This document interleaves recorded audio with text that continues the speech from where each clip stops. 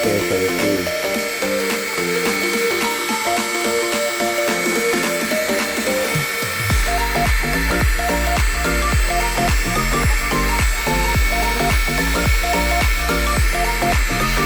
Ito hindi pa pupunta sa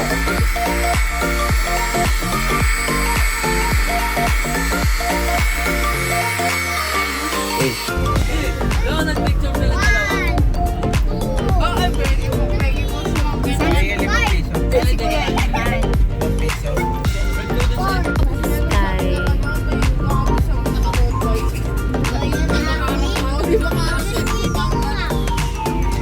Hindi, yun yun. Siya marunong mag-deal.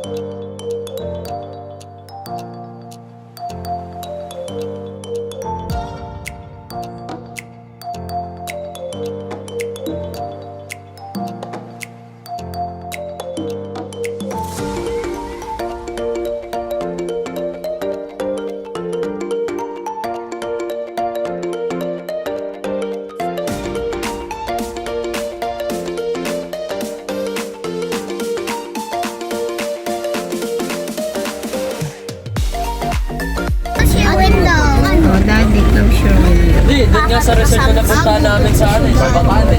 Yung driver, tsaka bata. Ano daw? Nag-effort daw kasi yung driver. reception. Ako, idol po na sa reception. Hello guys, maulan morning. Yeah, maulan ngayong morning. Sunday.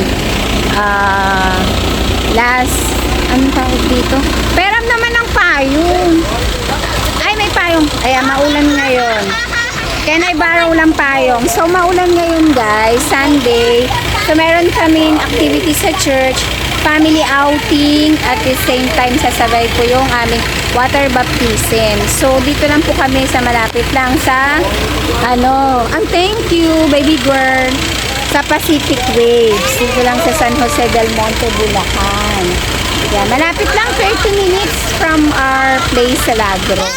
So ngayon, dumating kami. Anong oras na ngayon? 9 o'clock na ba tayo dumating? 9:30. Ayan, so nasa reception po yung ibang kasama namin nag-register. So pakita ko sa inyo guys itong Pacific Waves dito. Malapit lang siya guys. Maganda. Maganda yung ambience niya. Dito sa San Jose del Monte, Bulacan. So, ayan guys. Yan sa reception area nila. Yan, nag-register. So, ang aming mga kasamang mga batutay. Ayan sila.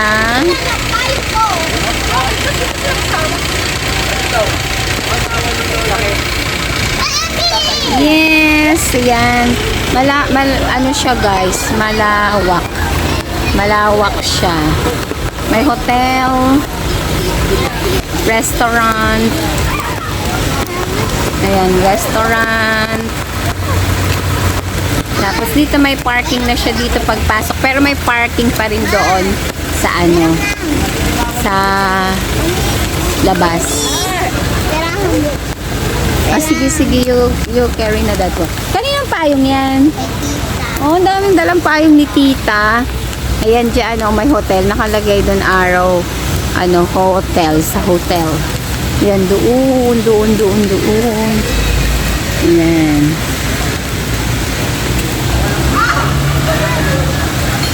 So, maulan ngayon guys. Mas masarap mag-swimming ng umuulan. Hindi na kailangan mag sunblock. Kasi hindi ka mangingitim. Ayan, pababa pa doon, no, may parking.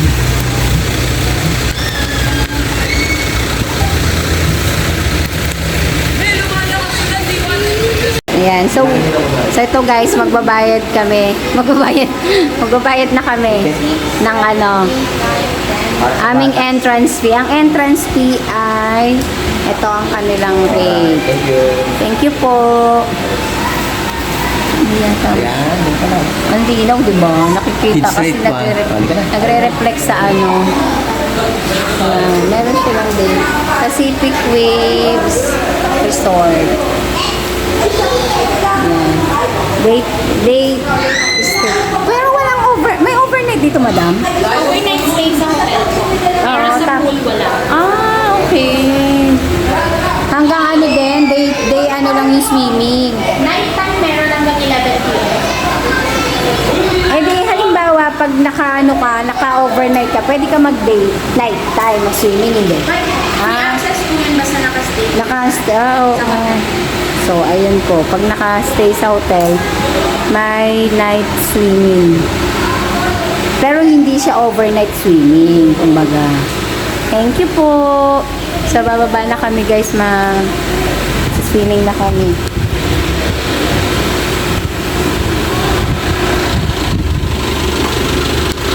Ang dami nang narating ni Yubi.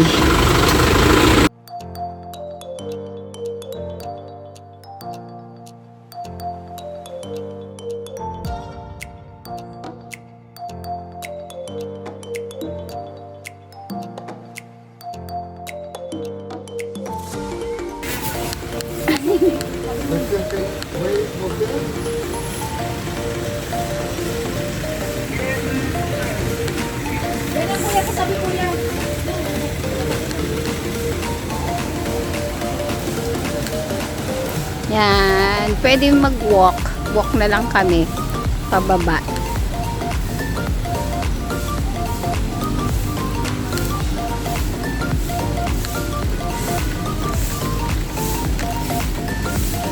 Ang lawak din dito, guys.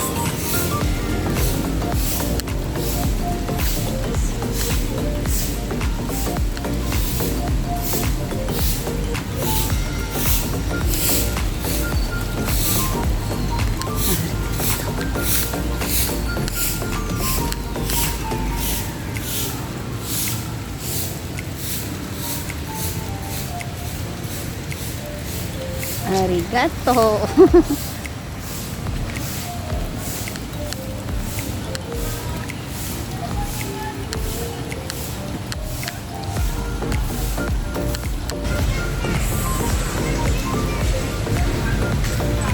Yan, kunin nyo na yung mga gamit.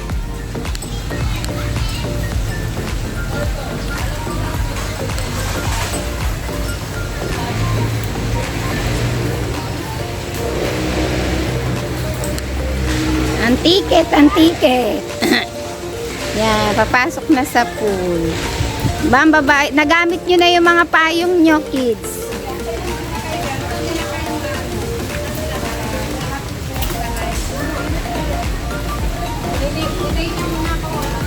Yan. Bibigyan lang yan.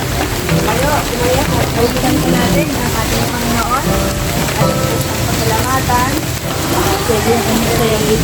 Oo nga, magsayaw kayo dyan, malawak. Jesus, no turning back, no turning back. I have decided to follow Jesus, no turning back, no turning back. Christ is enough for me. Back. The cross is on me. The world is behind me. No turning back, Lord. No turning back. The cross is on me. The world behind me. No turning. Our May, habang tayo ay tinatapos na natin, huling May na natin to, huling linggo na ng May. So, ang topic po natin ngayon ay strengthening a Christian family. Kung paano pa natin ito mapapatatag yung kanya-kanya pamilya po natin, no? Para sa pagsulong ng kaharian ng Diyos o paghahari ng ating Panginoon. Dahil alam ko, lahat po tayo dito ay mga Christian na, tama po? So kahit tayo mga Kristiyano, marami pa rin po tayong mga sigalot, marami pa rin po tayo na-encounter mga problema. Pero salamat sa devil and he will free from you. Eh nandyan na nga ang tukso. Ay tukso, layuan mo ako. Mali yun. Layuan mo ako. Manginginig ka na. Eh di, talagang tukso. Ito, lumayo. James 4:7, submit to God, resist the devil, and He will free. Submit ka kay Lord. Ako nandito na Panginoon, bigyan mo ng lakas. Si Joseph. Joseph the Dreamer, hindi si Joseph. Tinuturo mo ako mas Joseph the Dreamer. family na, family lang eh. Joseph the Dreamer. Andun yung kanyang talagang pagsiya. Hayag at hindi makahayag, Panginoon. Kaya, Panginoon, sa oras mo ito, barapatin mo, na ialay po namin sa iyo ang bawat pamilya na meron po kami, Lord God.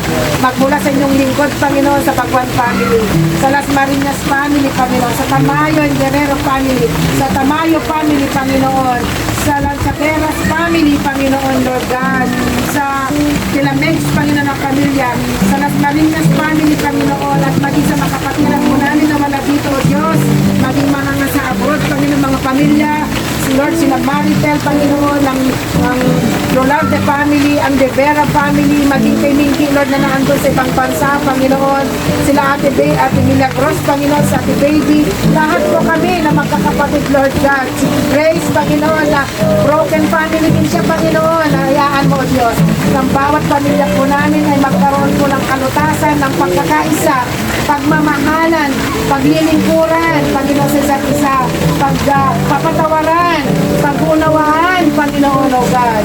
Hayaan mo, Panginoon, mga bagay na makita po sa aming mga pamilyang pagkakaisa. Ano man kaming mga pagkukulang ay nandun po na patuloy po kami, Panginoon. Ano man yung mga achievements po namin ay lalo po kami magpakumbaba sa iyo, Panginoon. Magpakababa sa iyo, Panginoon. Hayaan mo kami mga pamilya maging pagpapala, maging magandang testimony, Panginoon, lalong-lalo na sa mga nakapalibot sa amin na wala pang pagkakilala sa iyo. Kaya, O Diyos, sa iyo po namin po nakakatiwala, ang aming mga pamilya ay maging mabunga, magpapalain mo from generation to generation, Panginoon. Sa lahat, Panginoon, ng aming mga saling lahi, Panginoon. Ito yung pangako mo, Panginoon, that blessing will flow, Panginoon, sa bawat sa po sa amin. Salamat po, Panginoon, sa maulang umaga at sa panibago pang gagawin po namin ang pagbabautismo, Diyos. Pangunahan niyo po ang aming ugat.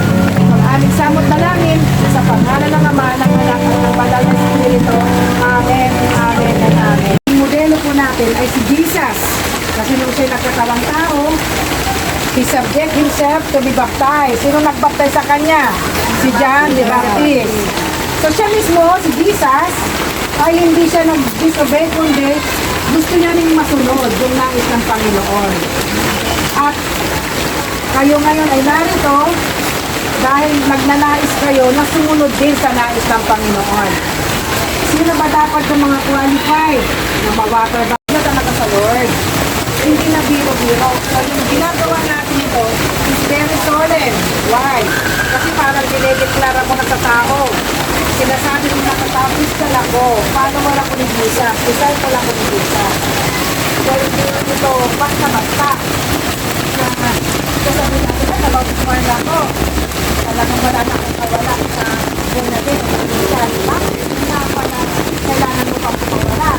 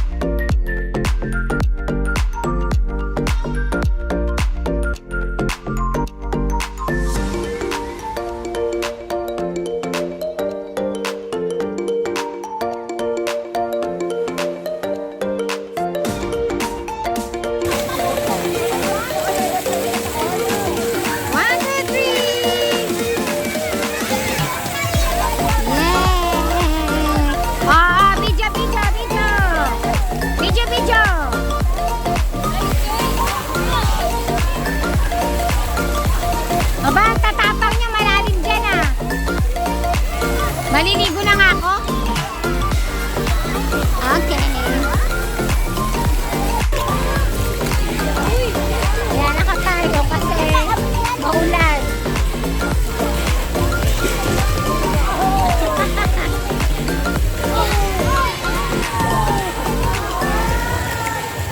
Nakapayong eh, no? Kasi mababasa yung cellphone ko.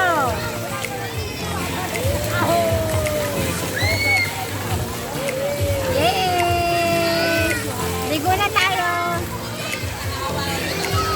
Liligo na ako.